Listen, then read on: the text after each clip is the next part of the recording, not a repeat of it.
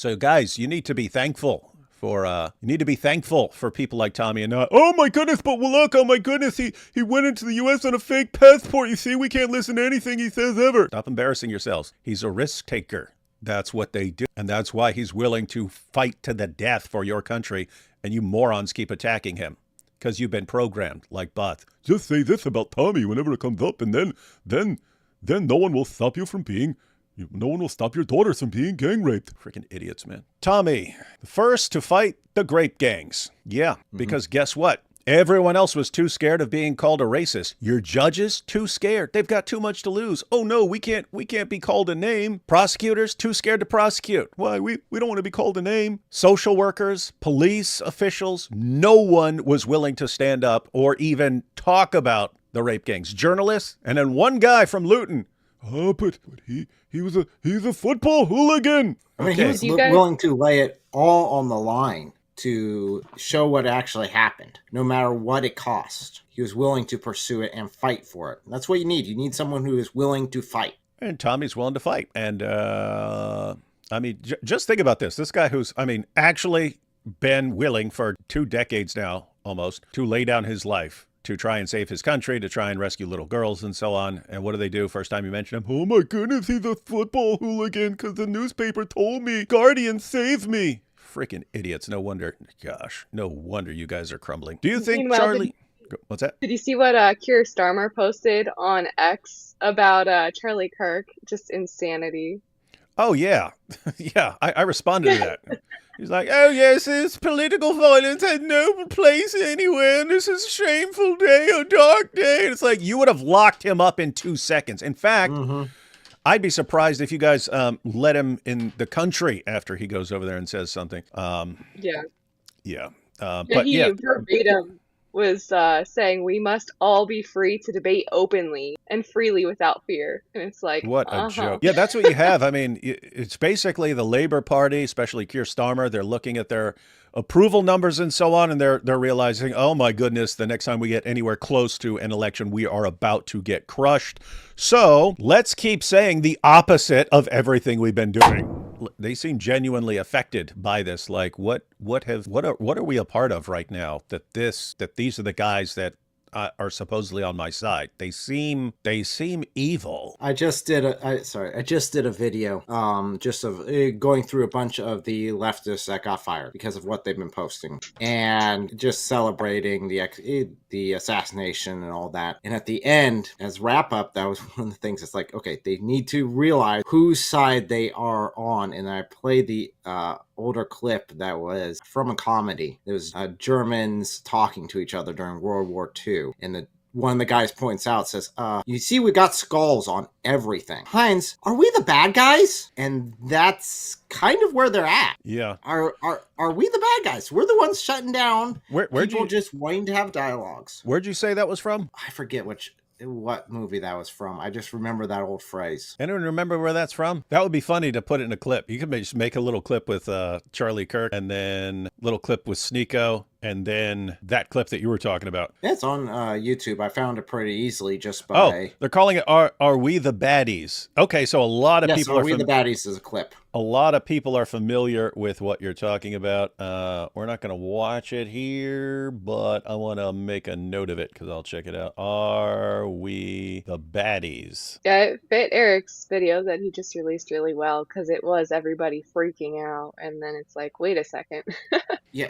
So they are completely fine with someone being shot and killed because of the things that person said. But if they are fired for what they said, then it's the end of the world, and they start crying and just weeping on screen, inconsolable, and crying that it's unfair and this is just an attack against free speech because they're getting fired. It's like, wait, hold on here. Yeah, it's weird. They suddenly become free speech heroes when they're getting fired for celebrating someone's death. They're getting fired. It's like, wait, hold on. Yeah, it's weird. They suddenly become free speech heroes when they're getting fired for celebrating someone's death. Guys, let me just clarify what cancel culture is. Cancel culture is, oh, you said this thing on social media when you're 15 years old and now you're 25 and we've looked it up and we can use it to get you fired. Now, ha ha ha ha ha, we've got the power power over you. It's not, Yep.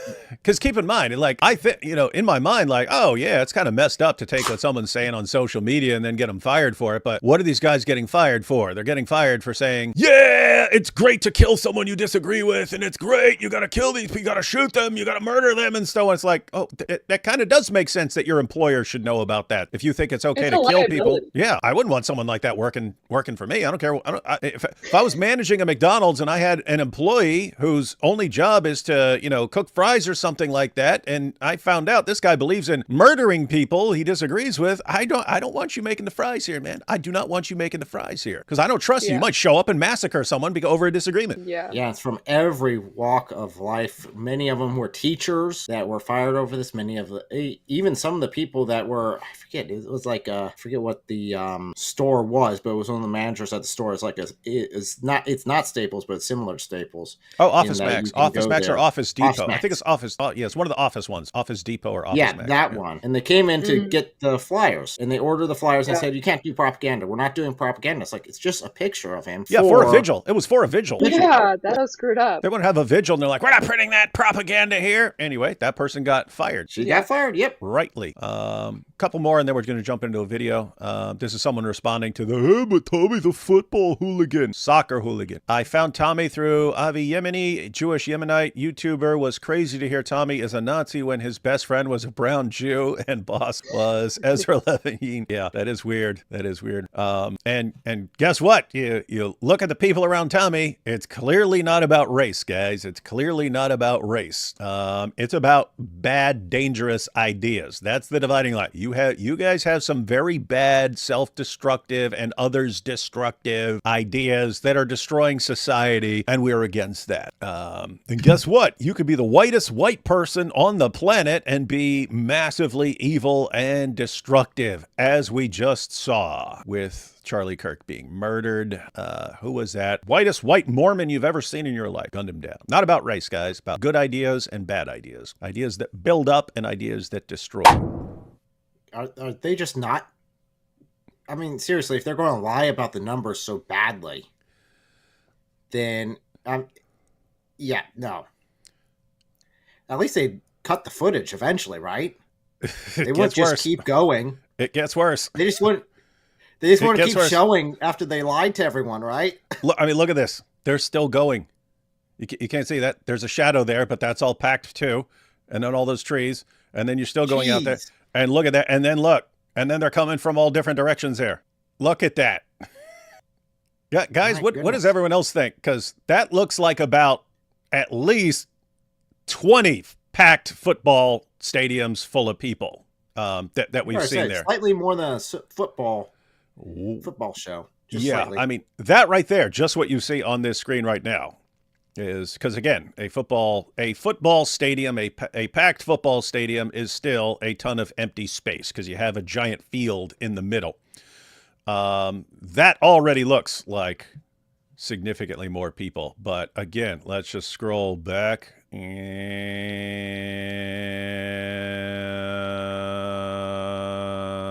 all the way back here. And my goodness. 110,000 people. My goodness, Guardian, you guys are a freaking joke. I mean, if this was it, if this were right here, this picture was all they showed, I'd still say they were underestimating the number of people, but at least it'd be closer. As soon as you start going down the road, it's gone. They blew that number out so far. And you can even see to like the left and the right, there's still people that are off the screen. Looks like there might be even another road to the left there. Yeah, that's what I mean. I mean, everything we see is jam-packed. Everything we see is jam-packed. And let me go ahead and scroll through this again. But so we've got all this here, ton of people here, and we don't see everyone. We just see what they're showing us. And then all the streets all along the way, jam-packed. We can't even see the side streets and stuff like that. They may be packed too for all we know. But we get all the way down here. Again, look, you got side streets there. It looks like people on the side streets as well. Yeah. And then down here, and then all up under these trees, and then all here, and then they blow out wide. And my God, that's a lot of people. Who's the camera guy? Who's the camera guy? He needs to get fired. It's like he completely undid everything they did because they're like, oh, there's only 110,000 people here. Let's look at the camera. Yeah. Dude, next time, Guardian, just take a picture of one little part of the crowd and then say it's 110,000. Your friendly neighborhood philosopher here, D. Wood. Going to be talking about the Unite the Kingdom rally. The Unite the Kingdom rally. I got Eric, your brother in Christ here, in case anyone raises any claims about no one except snipers being able to make a 200-yard shot. Because Charlie Kirk does come up in the rally. I don't know why I keep saying this couldn't have been this young man. It had to be a professional assassin because no one could make a shot from 200 yards. Eric, can you verify as a gun guy that basically any 7-year-old who learns how to use a 30-06 can hit something at 200 yards? I wouldn't say that, but it doesn't take much. Would you agree that a toddler who learns how to use a 30-06 could hit something at 200 yards? Probably not. Didn't you say you could hit a ball? I want to see the toddler afterwards. I could hit it. Yep. But I don't think a toddler could. Okay, could a 22-year-old who grew up using guns and going to gun shows and stuff like that probably have no problem hitting something at 200 yards? Yeah. Yeah. So guys, the point is, there are certain things that people are saying just because they have no clue what they're talking about. So squash those things. We know who was on the building and shot Charlie Kirk. So when you hear people saying, no, it couldn't have been that guy, it must have been so-and-so, you gotta squash all their dumb reasons for saying things because they don't know what they're talking about. And we still have everyone trying to blame whoever they don't like. Anyone they don't like is behind this. All right. So, but we've just seen this. We've seen this multiple times recently. And so it's kind of becoming a thing. And so my top 4 picks in order would have been trans something, Antifa type, really extreme pro-abortion person, or then after that Muslim. And so yesterday he had the Antifa. When details were released, he was putting Antifa stuff on, engraved on the casings and so on. So it's like, oh, he's in the Antifa category. But now it's looking like got something to do with the trans issue as well. So might actually be both. He might be an Antifa type who's in love with a trans person or something like that, and so could be connected to both. Yeah, so on the casing, I think it was "Catch This Fascist" was what was engraved in it. And again, that just puts forth who was calling him a fascist. Because whoever was calling him a fascist, those people might have influenced the shooter a little bit. Because he got that idea from somewhere. It didn't just pop out of nowhere. What advice do you have for me as I move into adulthood in order to become a more informed and involved citizen? Well, first of all, thank you for being here, and I have hope thanks to people like you. How old are you again? 13. 13. Here's a couple things I want to encourage you to do. Learn something new every single day, and focus on what it means to be a good person and a person of strong character.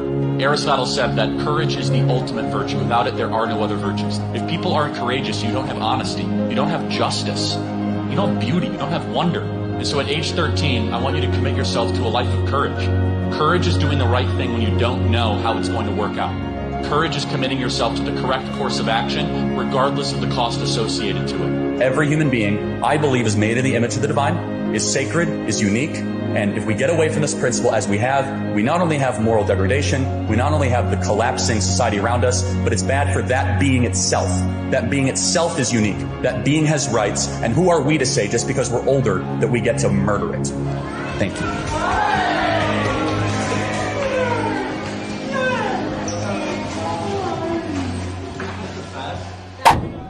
Hello, Great Britain. You know, I keep hearing online a lot of folks saying the UK's cooked.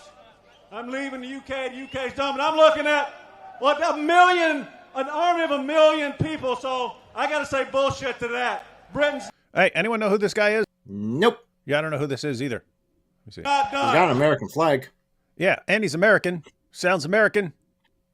That's about all I got. Hilarious. Sounds like he's from Texas or Tennessee or something like that. Anyone know who this guy is? Like, I don't know. Is this someone? I don't know. Is this like someone famous or something like that? I don't know who he is. I'm looking and I'm seeing people post names, but I don't know if they're joking or not because I don't know. Yeah, there seems to be a census coming in. Oh, actually, yeah. Someone said Don Keith, and I looked up Don Keith, and some old dude popped up. But then there's also some young guy who also looks like this, who does look like this. I don't know. Yeah, there's now quite a few people coming in saying Don Keith. Okay, so it looks like Don Keith is the winner. Multiple people. You had some people joking, said Hunter Biden, a hillbilly, some other Boss names Hogg. and so on. AP, yeah. But yeah, a bunch of people said Don Keith, so definitely seems like Don Keith, but let's go. Britain's not going anywhere. Now, my name's Don Keith for any of those. Why? I could have just... We want everyone now to fall silent as we pay respects for 1 minute for one of the bravest fighters, one of the most intelligent fighters, certainly is going to be seen in our lifetime. To Charlie's family, we all pray for you, and we hope we honour his life. And you'll know when the minute's up, because the bagpipes will play.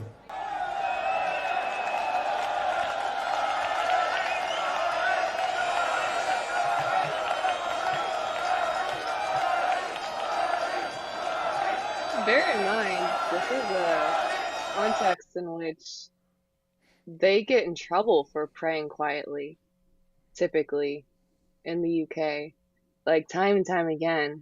And all these people gathering together to not necessarily all pray, but certainly some of them boldly, publicly, quietly praying together. It's pretty cool. It's weird. It's like the main obstacle, the main thing that's being used to subjugate Great Britain is just their like fear of being called names, or it's fear, right? I mean, you could take back Great Britain in a heartbeat, but you just have a bunch of people who are, one, you got the sort of baseline people who you just were too worried about being called names and so on. But then you have like the government that will actually lock you up. So that is more, that's a bigger concern than simply being called a name. But if the people of Great Britain in general just said, you know what, we're not going to be scared anymore because this is not a time to be scared. You win, guys. You win. It would be over. It would be done. You've already won the moment you stop being scared of what they can do to you. All right, guys, you're hearing it. If I ever get brutally murdered by jihadis, I want the bagpipes played at my funeral or memorial, whatever. And as a second request, I'm putting it here so everyone remembers, I want everyone to take my body and make it animatronic, like the mouse at Chuck E. Cheese. You know what I mean? And then I'm going to record stuff ahead of time. And at my funeral, I want my animatronic body there, but like audio coming out and saying stuff. And I know it's going to be creepy, but I don't mind being creepy at my funeral. And play the bagpipes. So you have my wishes now for my funeral. And remind whoever's in charge of my funeral, remind them that I have declared this and play this clip for them so they get it right. And if they don't get it right, then show up and protest at my funeral. They hate everything it represents. They hate freedom. Keir Starmer dared to make a Twitter post about the murder of Charlie Kirk. He called him out. If Charlie Kirk lived in this country, he'd be imprisoned for some of the things he said. So today, as well, there's only one country in the world and one government that's fighting for all of our free speech. It's not our government. It's certainly not the European Union. It's the Republican Party in the United States. It's J.D. Vance. It's Donald Trump. Wow. You got a lot of pro-America fans over there. Huh. At a UK rally. These are interesting times. UK. These are interesting times. So now the question would be, which one's going to become the 51st state first? Is part of Canada or part of the UK? Which one's going to join up first? We'll take the UK. I mean, Canada's closer, but it would be awesome to have a good base right outside mainland Europe, so before we take that as our 52nd state.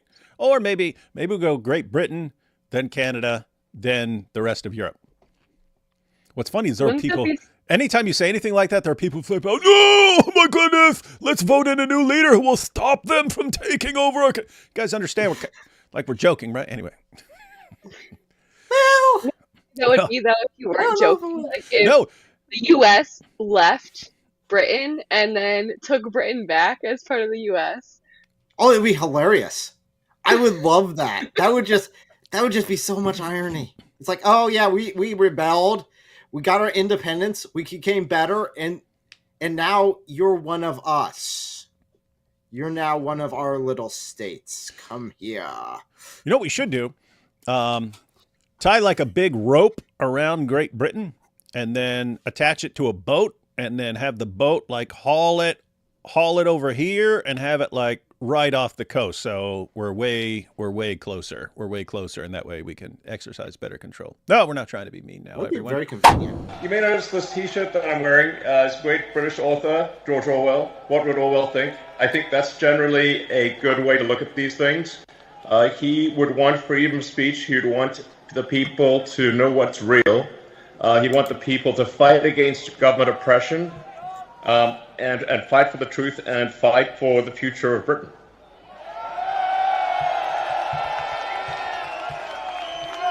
Elon, we are incredibly grateful for your time. We know what a busy man you are. Why is it important for you to be here today speaking at this Unite the Kingdom event? Well, I'm of primarily British heritage, British ancestry. I want Britain to be greater than it ever has been. I want Britain to remain Britain. I think there's something beautiful about being British. And what I see happening is a destruction of Britain. Initially a slow erosion, but a rapidly increasing erosion of Britain with massive uncontrolled migration, a failure by the government to protect innocent people, including children who are getting gang raped. It's unreal. The government has failed in its duty to protect its citizens, which is a fundamental duty of government. This has got to stop. Yeah, protecting its citizens is kind of the primary function of a government, and the UK has been doing one of the worst jobs ever at that. The UK government. There needs to It's be almost massive like it's useless. If you don't have a government that's willing to protect its citizens, there's no point in having that government. Period. Elon, you spend an incredible lot of money on X. Why is free speech so important to you? Well, I believe you can't get to the truth of things without freedom of speech, without active debate. There's so many on the left that want to just crush debate and put people in prison just for talking, as you were. Or kill people. Just for speaking their mind. The essence of democracy is it should be a government for the people, by the people. And in fact, this is a government against the people and not for the people. This is why everyone is gathered here today, is something's got to be done. This is unacceptable. The government needs to be responsible to the people of Britain. It needs to protect Britain. It needs to protect the weak, those who cannot protect themselves, especially the children.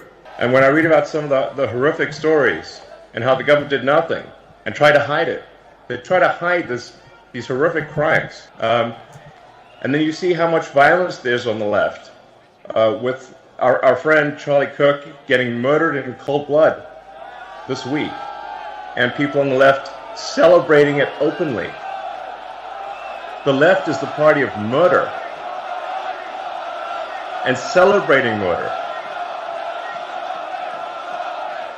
I mean, let that sink in for a minute. As sad as that side of things is, something that's kind of funny is, you know how for a while Hijab was obsessed with talking about like how Elon was against him, Elon's against him, blah blah blah blah blah. Yeah, when Elon probably didn't know he existed. The funniest thing though is Elon, probably entirely unaware of it, just spoke out against hijab because one of hijab's most recent videos was going off on some, like, I mean, I wanted to call him like high or drunk, but I really don't think that he was anything but sober, but I think his sober state is just so sketchy, I guess. But he went off on some like weird rant about how it's impossible for free speech to even exist. So like stop trying or you're next, essentially. Mohammed Hijab? And yeah, Mohammed Hijab. You're saying he seemed Yeah, drunk? there's. Oh Well, no, so definitely something No, wasn't right. no, I've seen him. Yeah, I've seen videos where he looks drunk. And of course, we've all seen the famous picture of him at a beach with a big bottle of brandy.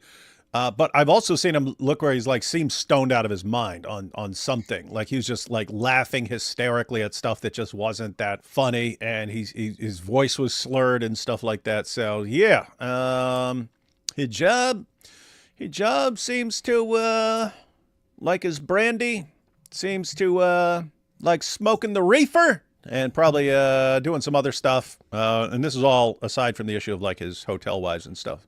But yeah, what? yeah. So yeah, Hijab There's went one off with him on in the like car. yeah, he went off on the rant after the assassination of Charlie Kirk on how essentially Charlie Kirk did die as a martyr, but really everything he stood for was all just wasted anyway because free speech could never really exist because free speech is expecting that the government can give you free speech, but really the government owns free speech, but also so do the gangs, but also nobody has free speech, and free speech isn't even a thing that exists. It's like whatever, so stop trying. Or if you don't stop trying and if you do keep speaking up against Muslims, then you're probably going to be next on the kill list. Oh, we were the evilest evil that ever existed. No, you weren't. No, you weren't.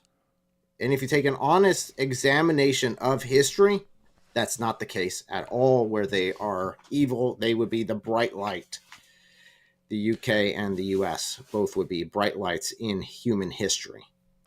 Yeah, it was like last year they did a poll, and it was poll of young men, and it's what would you be willing to fight for your country if called upon to do so? It was something like 11% said yes. If you have close to 90% of young people saying nope, we're too absolutely evil and repulsive to fight for, guess what? Those are people who believe that we deserve to be destroyed. We deserve what's coming at us. So, yeah, you got to change those ideas. You got to change those ideas, and that's why I've always been a big fan of. You need an informed population. You need an informed population of free people because, like, people just instantly start thinking of, oh, let's change the leader and stuff like that. Well, if you still have around 90% of your people who think, oh, we all need to be destroyed, who's getting voted in? Politicians who are on the side of destroying you. So you need to change the people, ladies and gentlemen. Change the people. Thank you, brother. Can we ask, what do you see? What was that? I was just going to say that's part of the problem that they have with immigration as well, is it's, even though tons of people are leaving their old governments and leaving their old leaders, they're bringing those same ideas with them. They're bringing the same mindset of Sharia is still good. It just, I didn't like how it made me feel, but let's bring it here with us. Yeah, it's the same thing with like communists and socialists. It's always oh yeah, but it didn't work right back there, so let me try it here. And you even have that in the U.S. You have this like exodus from California because of all their screwed up policies. This exodus from like California to places like Texas and so on, and Tennessee.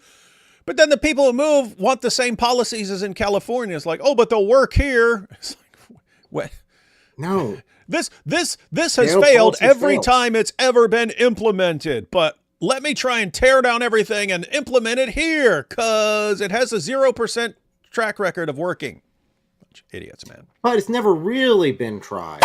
Most relevant part, all experience has shown. No, I don't think I did. I don't think I read this. So this is part of the, it's part of the Declaration of Independence. Most relevant part, all experience hath shown that mankind are more disposed.